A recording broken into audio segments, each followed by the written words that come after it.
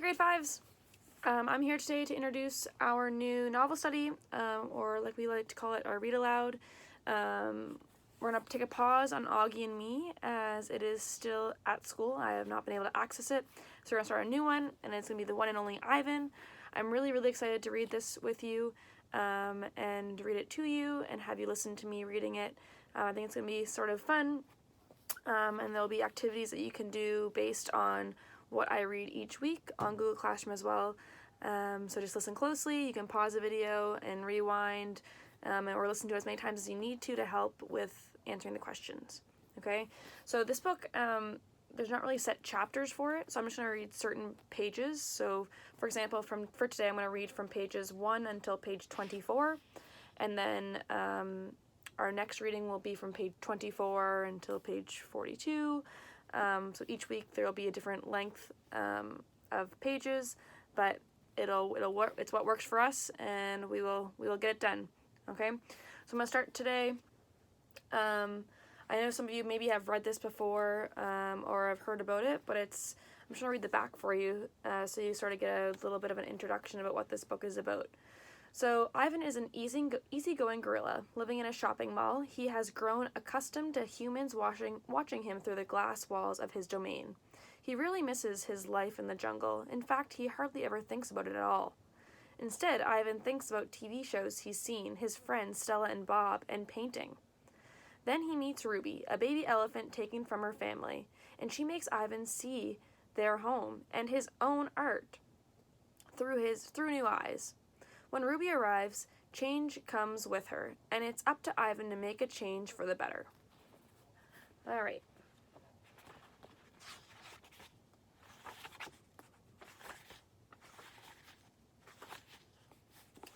So, hello, I am Ivan. I'm a gorilla. It's not as easy as it looks.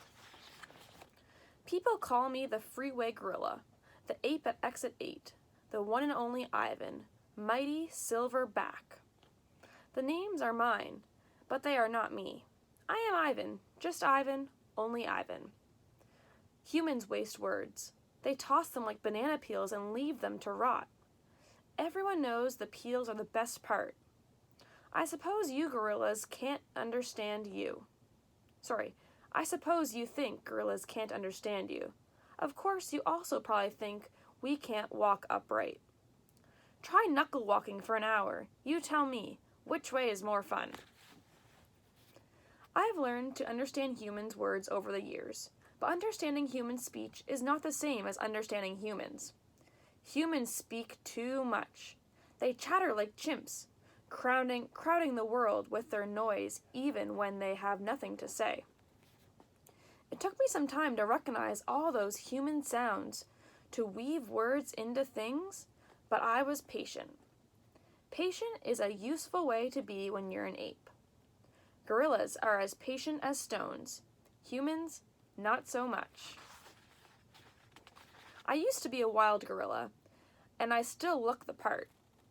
I have a gorilla's shy gaze, a gorilla's sly smile. I wear a snowy saddle of fur, the uniform of a silverback. When the sun warms my back, I cast a gorilla's majestic shadow. In my size, humans see a test of themselves. They hear fighting words on the wind, when all I'm thinking is how the late day sun reminds me of a ripe nectarine. I'm mightier than any human, 400 pounds of pure power. My body looks made for battle. My arms, outstretched, span taller than the tallest human. My family tree spreads wide as well. I am a great ape, and you are a great ape, and so are chimpanzees and orangutans, all of us distant and distrustful cousins. I know this is troubling. I too find it hard to believe there is a connection across time and space, linking me to a race of ill-mannered clowns, chimps. There's no excuse for them. I live in a human habitat called the Exit 8 Big Top Mall and Video Arcade. We are conveniently located off I-95, with shows at 2, 4, and 7, 365 days a year. Mac says that when he answers the thrilling telephone, Mac works here at the mall. He is the boss. I work here too. I am the gorilla. At the Big Top Mall, a creaking music carousel spins all day, and monkeys and parrots live amid the merchants.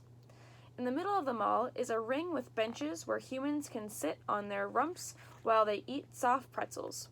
The floor is covered with sawdust made of dead trees. My domain is at one end of the ring. I live here because I am too much gorilla and not enough human. Stella's domain is next to mine. Stella is an elephant. She and Bob, who is a dog, are my dearest friends. At present, I do not have any gorilla friends. My domain is made of thick glass and rusty metal and rough cement. Stella's domain is made of metal bars. The sun bear's domain is wood. The parrot's is wire mesh. 3 of my walls are glass. One of them is cracked, and a small piece about the size of my hand is missing from the bottom corner. I made the hole with a baseball bat Mac gave me for my 6th birthday. After that, he took the bat away, but he let me keep the baseball that came with it. A jungle scene is painted on one of the domain walls. It has a waterfall without water, and flowers without scent, and trees without root. I didn't paint it. But I enjoy the way the shapes flow across my wall, even if it isn't much of a jungle. I am lucky my domain has 3 windowed walls. I can see the whole mall and a bit of the world beyond. The frantic pinball machines, the pink billows of cotton candy, the vast and treeless parking lot. Beyond the lot is a freeway where cars stampede without end. A giant sign at its edge beacons them to stop and rest like gazelles at a watering hole. The sign is faded, the colors bleeding, but I know what it says. Mac read its words aloud to me one day. Come to the Exit 8 Big Top Mall and Video Arcade, home of the one and only Ivan, mighty Silverback. Sadly, I cannot read, although I wish I could. Reading stories would make a fine way to fill my empty hours. Once, however, I was able to enjoy a book left in my domain by one of my keepers. It tasted like termite. The freeway billboard was a drawing of Mac. The freeway billboard has a drawing of Mac in his clown clothes and Stella on her hind legs and an angry animal with fierce eyes and unkempt hair. That animal is supposed to be me, but the artist made a mistake. I am never angry. Anger is precious. A silverback uses anger to maintain order and warn his troop of danger. When my father beat his chest, it was to say, beware.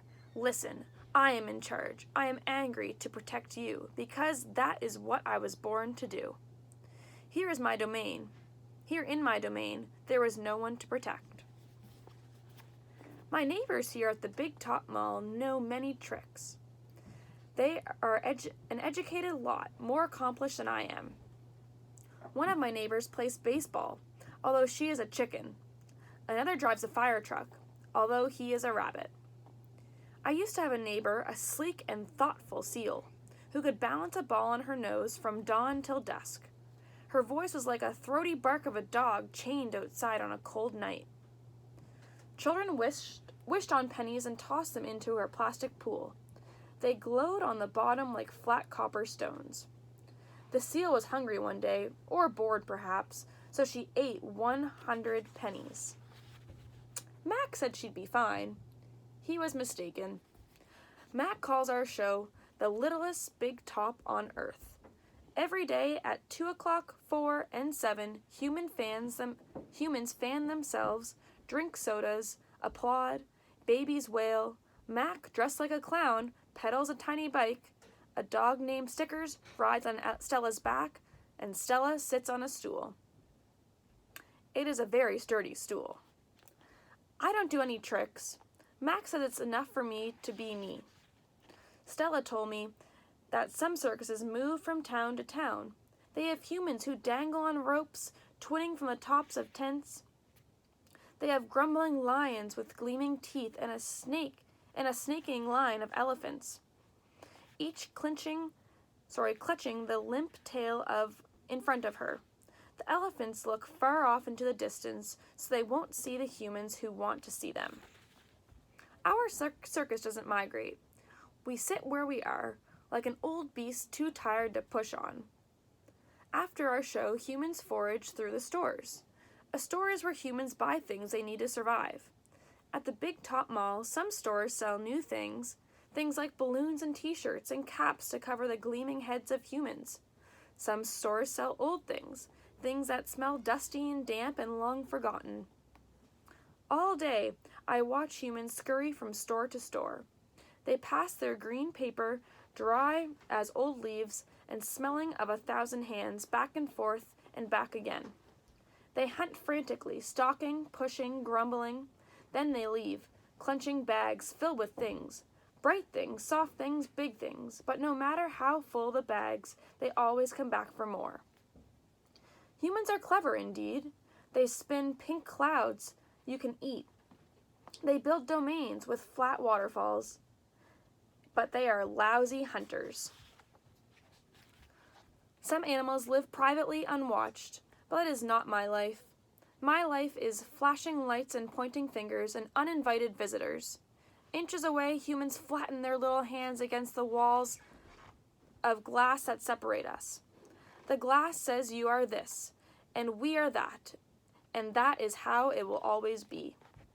Humans leave their fingerprints behind, sticky with candy, slick with sweat.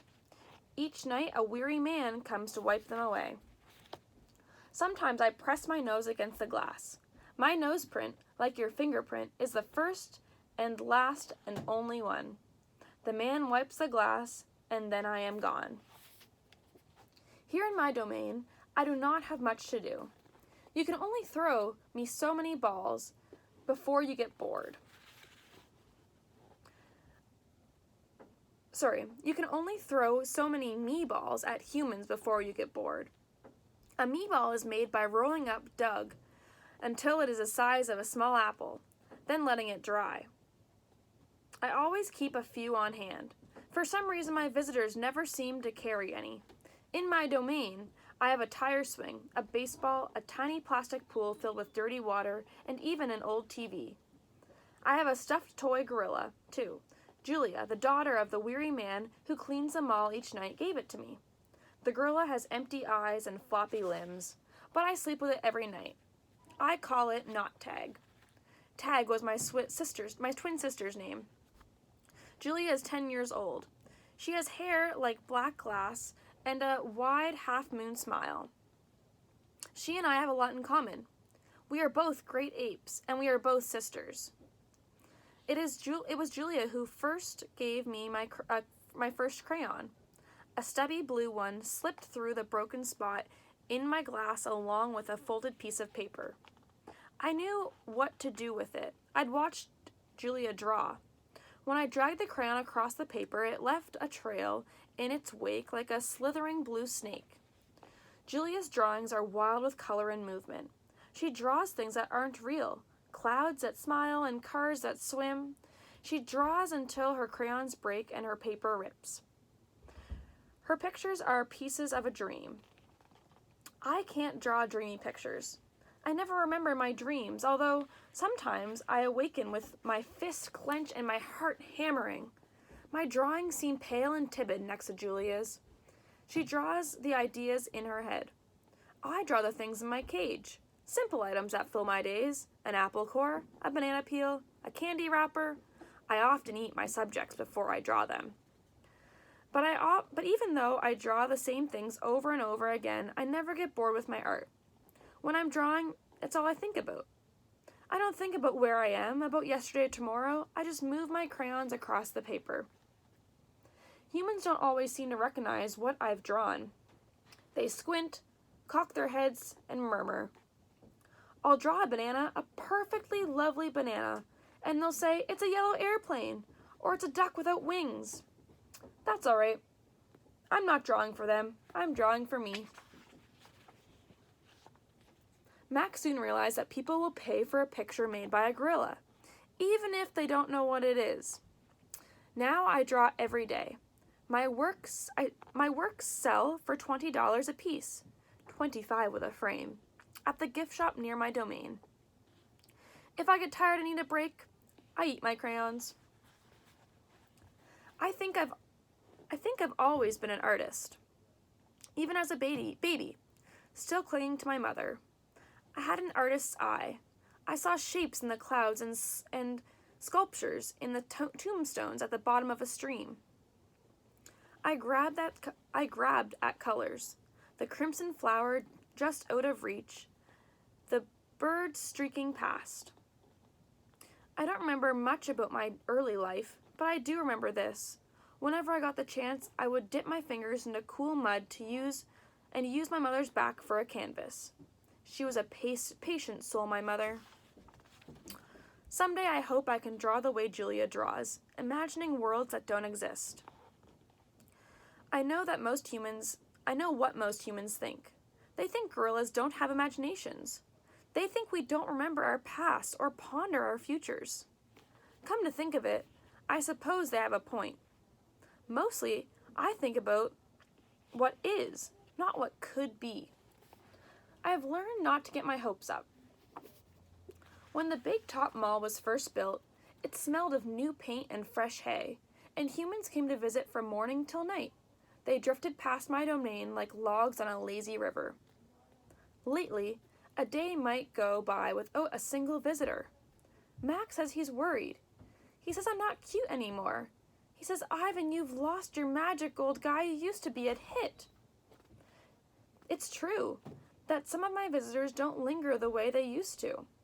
They stare through the glass, they clunk their tongues, they frown while I watched my TV. He looks so lonely, they say. Not long ago, a little boy stood before my glass, tears streaming down his smooth red cheeks. He must be the loneliest gorilla in the world, he said, clenching his mother's hand. At times like that, I wish humans could understand me the way that I can understand them.